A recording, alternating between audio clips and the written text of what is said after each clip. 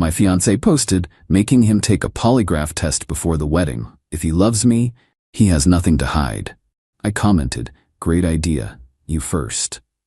Then I actually scheduled 2 tests and sent her the appointment. When the examiner asked her the questions I'd submitted about her fidelity, I, 33 male, was scrolling through Instagram last Tuesday when my fiancée Bethany's 29 post showed up on my feed. Big bold text over a photo of us from last month, making my man take a polygraph test before our wedding.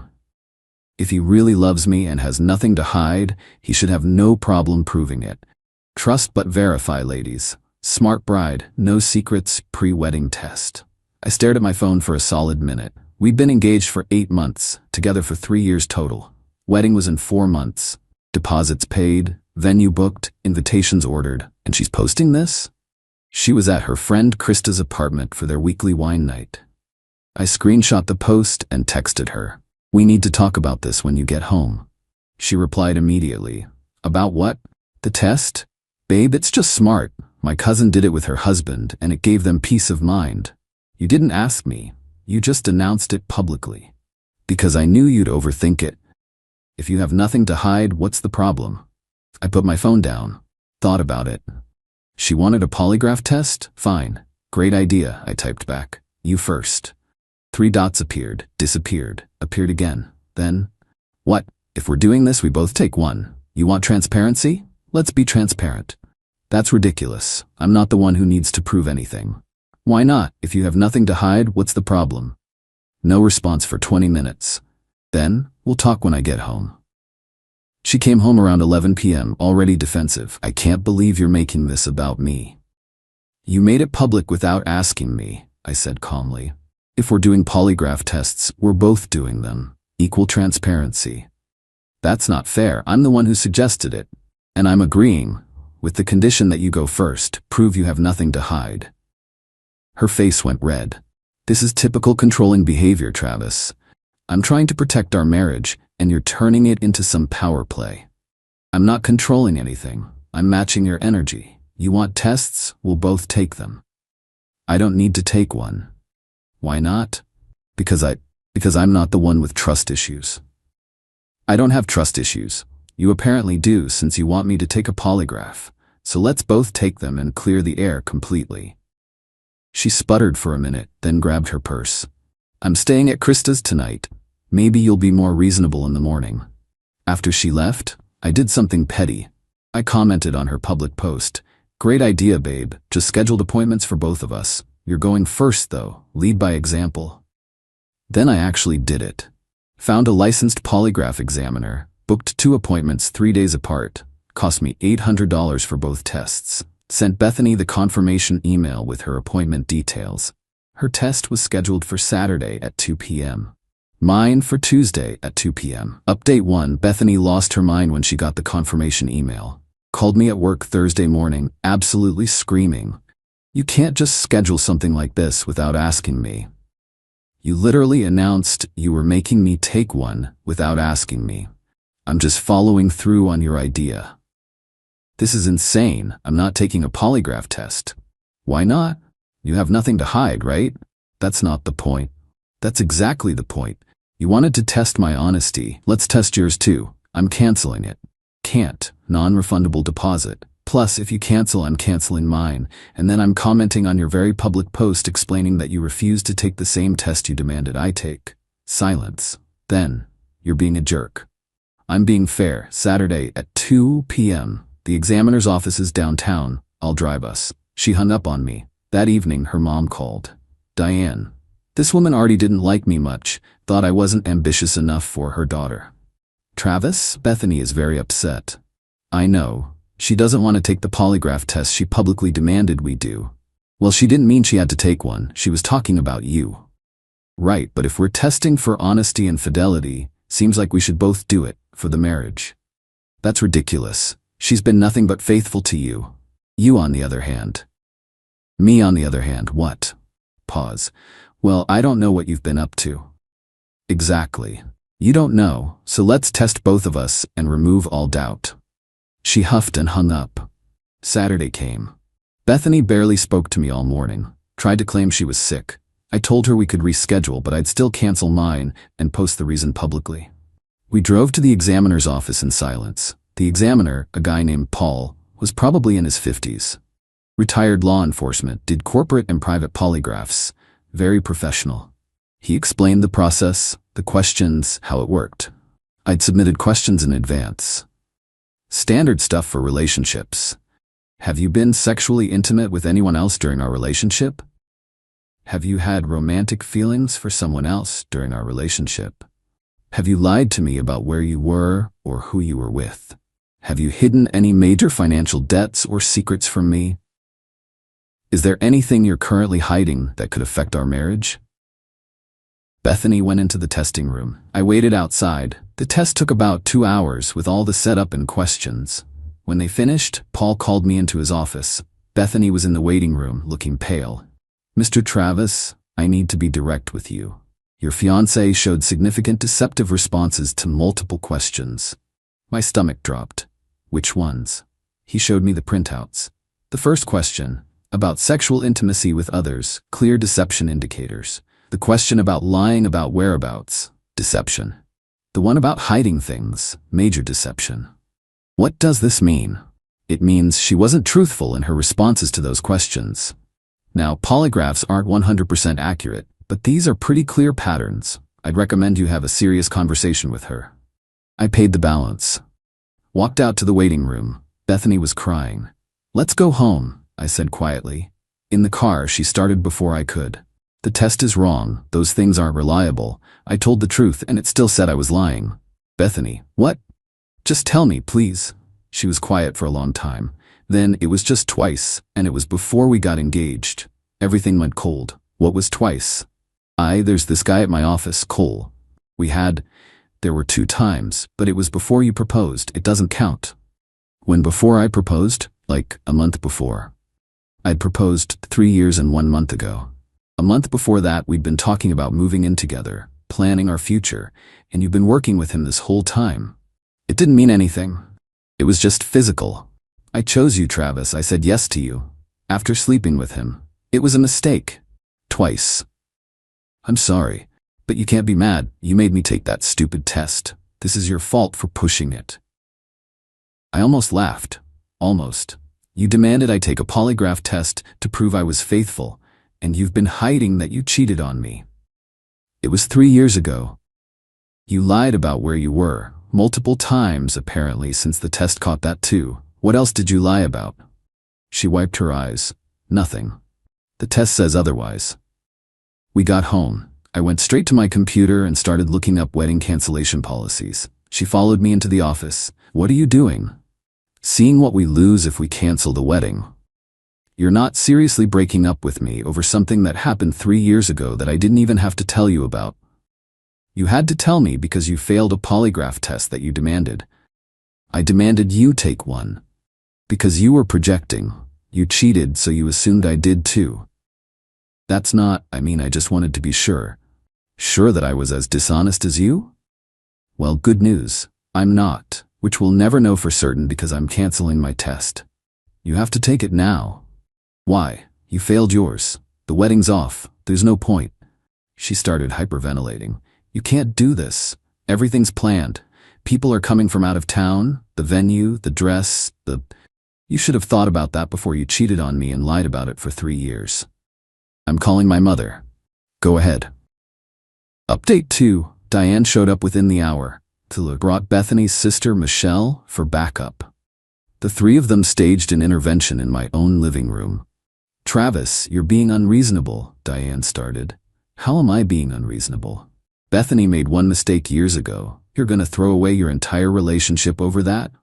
She cheated on me twice with a coworker, then lied about it for 3 years, then demanded I prove my faithfulness. Yeah, I'm throwing it away. Michelle jumped in. Men cheat all the time and women forgive them. You can't even forgive one mistake? 2 mistakes. 2 different times she chose to sleep with someone else, and I'm not obligated to forgive anything. She chose you, Diane said. She said yes to your proposal. That means something. It means she settled, or Cole wasn't interested in anything serious. Bethany burst into fresh tears. That's not true. I love you. I want to marry you. You loved me 3 years ago too. Didn't stop you then. We weren't engaged then. So marriage is the only thing that would have stopped you? That's not reassuring, Bethany. Diane stood up. Fine. You want to be stubborn? Cancel the wedding, but you're paying for half the losses. She didn't do anything to deserve being financially punished. Actually, check the contracts. My name is on the venue, the catering, the photographer. I booked them. I put down the deposits from my accounts. Her face went red. You can't be serious. Deadly. I'm canceling everything tomorrow. You'll get whatever refunds are available, but most of those deposits are non-refundable at this point. That's thousands of dollars. Should have thought of that before demanding a polygraph test that exposed your own cheating. Michelle got in my face. You're a petty, cruel man. My sister deserves better. Then she can go find him. Maybe Cole's available. Bethany screamed at that and threw a decorative candle at me. Missed. It shattered against the wall. All of you need to leave, I said calmly. Now. This is her home too. No, it's not. Lisa's in my name. She moved in with me. Bethany, you have until next weekend to get your stuff out. You can't kick me out. I can, and I am. Be out by next Sunday or your stuff goes to storage and you can pay the fees. They left, but not before Diane told me I'd regret this decision for the rest of my life. Monday morning I started making calls. The venue was the biggest loss, $8,500 non-refundable. Caterer was $3,200 gone. Photographer gave me back half, $1,100. The DJ refunded everything except $200. Total loss about $13,000. Bethany's dress had been $2,800. That was on her credit card, her problem. The bridesmaid dresses were already paid for by her bridesmaids. My tux rental was $150. No loss there since I just canceled. All told, I was out $13,000. Hurt, but better than a divorce later. But then things got messy. Bethany's Instagram post from the beginning, she updated it. Update. Turns out my ex-fiancé couldn't handle being held accountable. Canceled our wedding because I asked him to be honest. Bullet dodged. No mention of her test. No mention of why things really ended. Her comments section filled up with support. You're better off. Men are trash. He wasn't worthy of you. One of my cousins saw it and called me. Dude, what happened? I told her the truth. She asked if she could share it. I said yes, but to be tactful. Within a day, the real story was circulating. My cousin didn't name names, just said guy's fiancé demanded he take a polygraph test, insisted she take one first. She failed, admitted to cheating. Now she's playing victim online. The story got back to Bethany. She called me, furious. You told people I cheated? You're playing victim online. I'm just correcting the record. That's private. Your post wasn't private. You made this public when you posted about the tests in the first place. Take it down. Can't take down what other people are saying. Maybe update your post with the full truth. She hung up on me. 2 days later, I got a call from Cole, the coworker. Travis? Hey man, this is Cole. I work with Bethany. I know who you are. Right. Listen, I heard about what happened. The wedding and stuff. I just wanted to say, I didn't know you guys were that serious when it happened. She told me you were casual. We'd been together 2 years when you slept with her. Yeah, I know that now. She lied to me too, man. Told me you guys were on a break or something. I wouldn't have, I'm not that guy. You slept with her twice. The second time she said you guys broke up. Look, I just wanted to apologize. I feel like crap about it. Does your girlfriend know? I'd seen his Instagram. He'd been with someone for 2 years now. Long pause. No. Might want to get ahead of that. Bethany's not exactly keeping quiet about anything. He hung up shortly after. I felt a little bad about that comment. But only a little. Final update. It's been 6 weeks since I canceled the wedding. Here's how everything shook out. The first week, Bethany moved out. Her dad came with a truck, and her brother. They didn't speak to me. Just loaded up her stuff and left. She tried to take the coffee table I'd bought before we met. I stopped that. She cried about it. Didn't care. Found out later she'd moved back in with her parents. Diane's apparently making her life miserable, asking why she couldn't just keep her mouth shut about the whole thing. The second week, some of Bethany's friends started reaching out to me. Not to yell, to apologize. Turned out Bethany had been telling them for months that I was probably cheating and acting suspicious. She'd been building a narrative to justify the polygraph test demand. One friend, Ashley, told me Bethany had been weird about Cole for years. She'd mention him constantly. We thought it was just because they worked together, but now it makes sense. Asked Ashley if she thought it was really only twice. She went quiet. I don't know, but Bethany went on a lot of work happy hours over the years. That messed with me for a few days, wondering how much more there was that the polygraph didn't catch. But then I realized, doesn't matter. Whatever the truth was, she'd lied about enough. Third week, I got a message from Cole's girlfriend. Apparently Bethany had reached out to her to clear her conscience about sleeping with Cole years ago, but in doing so, she'd mentioned Cole had been texting her recently to check in. Cole's girlfriend dumped him. Then she thanked me for the warning I'd given him because it made her press him about his history with Bethany, which led to finding recent texts. So Cole lost his relationship too. Can't say I felt bad about it. Week 4, I got a lawyer's letter. Bethany was threatening to sue me for emotional distress and damage to her reputation. Wanted $25,000. My lawyer sent back a beautiful response. Basically, your client demanded a polygraph test, failed it, admitted to infidelity, and has since posted misleading information online. Countersuit for defamation being prepared if this proceeds. Never heard back about the lawsuit. Bethany's Instagram went private after that. Heard through mutual friends she deleted the original polygraph post and most references to me. Too little, too late. Week 5, my brother's wife mentioned running into Bethany at Target. Bethany apparently tried to play victim. Travis broke my heart over nothing, until my sister-in-law just said, he dodged a bullet. You cheated on him. Bethany left her cart and walked out of the store. The invitations to our wedding had already gone out. I sent a mass text to everyone. Wedding canceled. Relationship ended. No gifts necessary. No explanation needed. Sorry for any travel plans already made. Got a lot of supportive responses. A few people asked what happened. I kept it vague. We discovered we weren't compatible after all. Most people heard the real story anyway. Small networks talk. Now 6 weeks out, I'm doing okay. Not great. The betrayal still stings. The lying stings worse. The projection, demanding I prove something she was guilty of, that stings most of all. But I'm glad I called her bluff, glad I insisted she take the test first, because if she'd never posted that Instagram nonsense, I might have married her without ever knowing. The $13,000 loss hurts, but it's cheaper than a divorce, and way cheaper than a lifetime with someone who lies that easily. Bethany's apparently seeing a therapist now. Good for her. Hope she figures out whatever made her think that Instagram stunt was a good idea. As for me, taking a long break from relationships, maybe forever, who knows? Trust isn't coming easy these days. But at least I'm not planning a wedding to someone who'd cheat on me and then demand I prove I hadn't cheated on her. The irony still makes me laugh sometimes, in a bitter, this is my life now kind of way. Someone asked if I regret pushing for her to take the test first. Absolutely not. Best $400 I ever spent.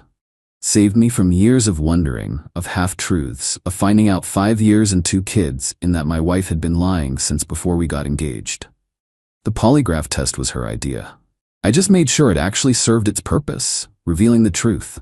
She wanted transparency. She got it, just not the way she expected.